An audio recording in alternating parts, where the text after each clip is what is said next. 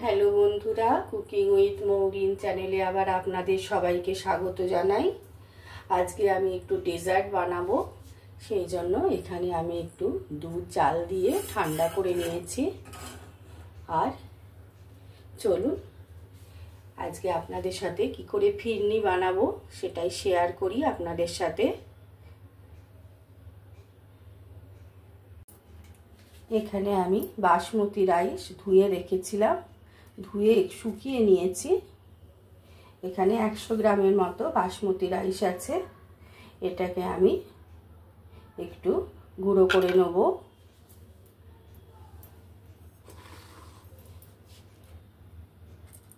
চালটা আমি জল ঝরিয়ে, বেশি ধোবেন না চালটা, একবার আমি ধুয়ে নিয়েছি চালটা। এবার এটাকে আমি গুঁড়ো করে নেব। দেখুন আমি পেস্টটা বানিয়ে নিয়েছি।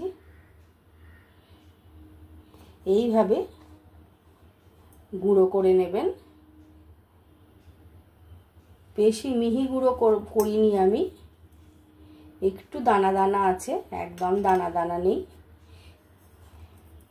এইভাবে আমি বাসমতি রাইসটাকে একটুখানি গুঁড়ো করে নিলাম।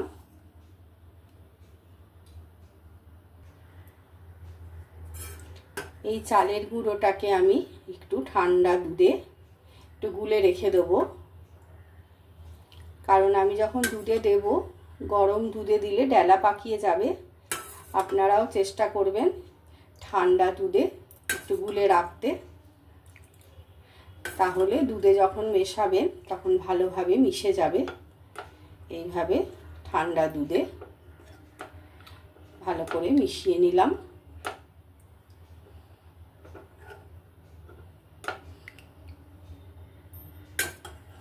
আর একটু ঠান্ডা দুধ দেব,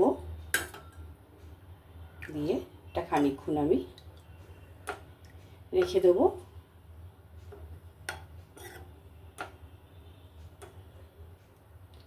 খুবই সহজ পদ্ধতিতে আমি করব, আপনারা দেখতে থাকুন কিভাবে করছি। আমরা সবাই তো অল্প বিস্তর ডেজার্ট খেয়ে থাকি। খাওয়ার পর ডেজার্ট খেতে মন্দ লাগে না। এটাকে আমি একটু ঠান্ডা দুধে গুলে রাখলাম। এদিকে আমি দুধটা একটু ঘন করব বলে বসিয়ে দিয়েছি। আমি 1 লিটার মতো দুধ নিয়েছি, তার থেকে খানিকটা দুধ তুলে আমি ঠান্ডা দুধে আমি চালটা ভিজিয়ে রেখেছি। আর এখানে আমি একটা তাওয়া নিয়ে নিয়েছি, এর মধ্যে আমি 4-5টা ছোট এলাচ দিয়ে একটু নেড়ে নিয়ে এটাকে আমি একটুখানি গুঁড়ো করে নেব।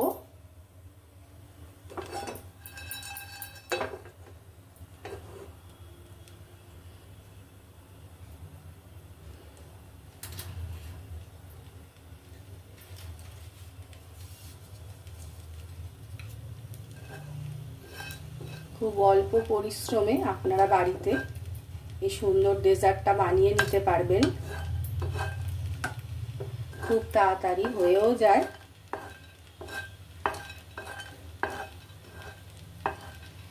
তাকে অল্প নেড়ে চেড়ে নিয়ে আমি এটাকে গুঁড়ো করে নেব।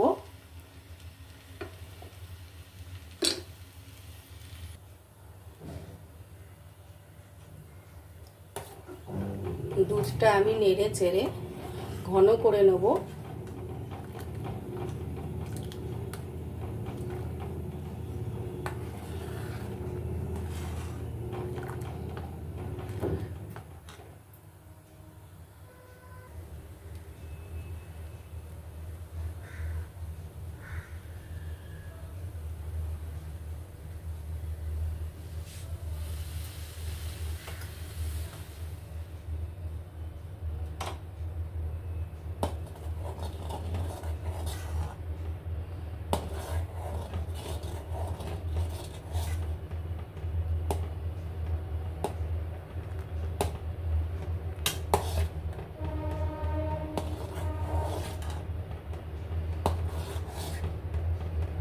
এইভাবে নেড়ে চেড়ে আমি দুধটাকে খানিকটা ঘন করে নেব।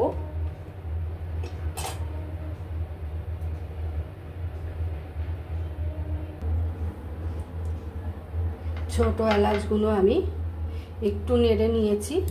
এবার ভালো করে এটাকে থেতো করে নেব।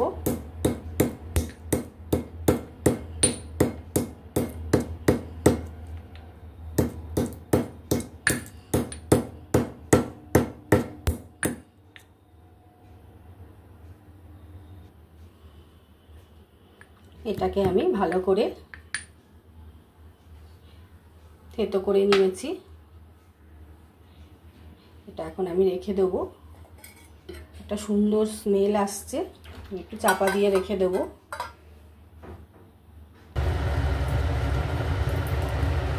দেখুন দুধটা তো অনেকটাই ঘন হয়ে গেছে।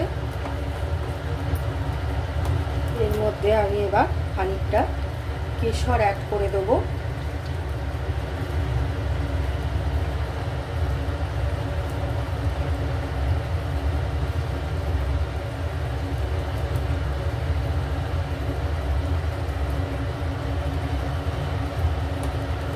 আপনারা কেশরের বদলে কেওড়ার জলও ইউজ করতে পারেন।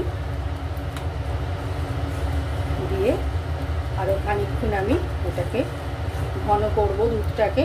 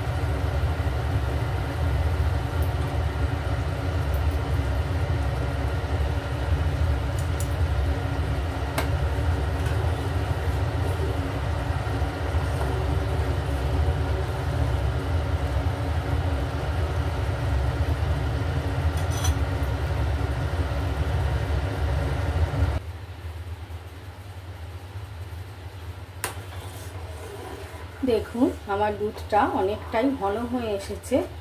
এবার আমি ঠান্ডা দুধে যে চালটা ভিজিয়ে রেখেছিলাম, চালের পেস্টটা এবার এটা আস্তে আস্তে এই দুধের সাথে মিশিয়ে দেব।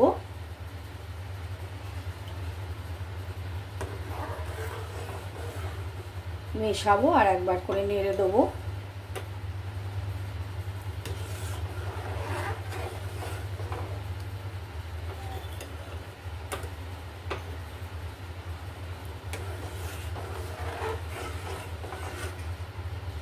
এইভাবে যদি গরম দুধে আপনারা দিয়ে দেন তাহলে ডালা পাকিয়ে যাওয়ার সম্ভাবনা থাকবে, কিন্তু ঠান্ডা দুধের সাথে যদি এইভাবে মিশিয়ে নেন ডালা পাকিয়ে যাবে না। এইভাবে আমি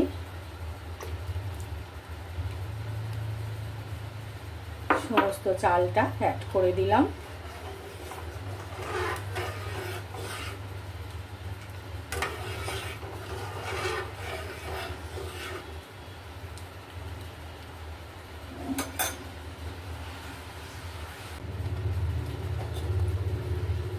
দেখুন আমার ফিরনি প্রায় রেডি হতে চলেছে, প্রায় ঘন হয়ে এসেছে।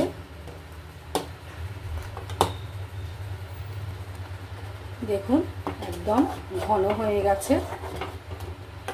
এইবার এর মধ্যে আমি 50 গ্রাম মতো চিনি দিয়ে দেবো। ফিরনিতে খুব বেশি চিনি লাগে না, খেতে ভালো লাগবে না। আর এখানে আমি এলাচটা যে থেতো করে রেখেছিলাম ওটাও দিয়ে দেবো।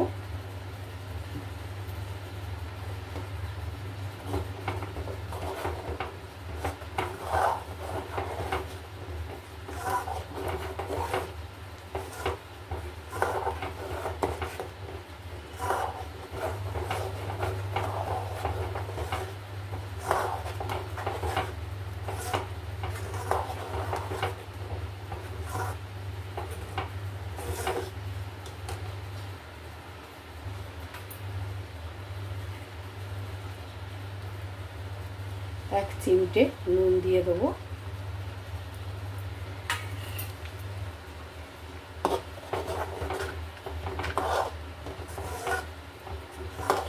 আমার ফিরনি একদম রেডি হয়ে গেছে।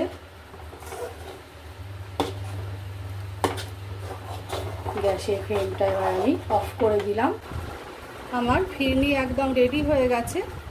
এবার আমি এগুলো একটা কাঁচের বাসনে ঢেলে নিচ্ছি।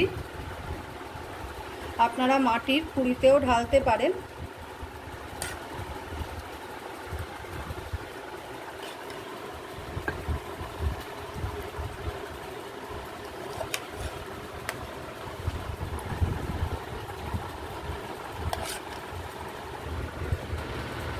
আমার ফিরনি একদম রেডি হয়ে গেছে। উপর থেকে আমি একটু কাজু বাদাম আর একটু আখরোট দিয়ে দিলাম।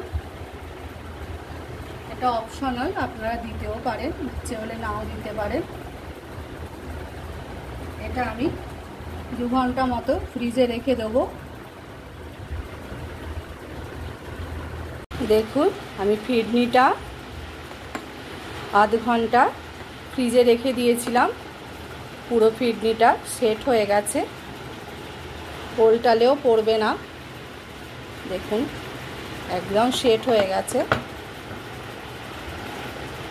একদম সুন্দর হয়ে গেছে। এইভাবে আপনারা বানিয়ে ফেলবেন বাড়িতে।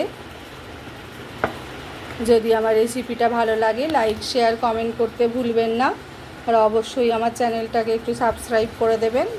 ভালো থাকবেন, সুস্থ থাকবেন। আজকের মতো এলাম, বাই।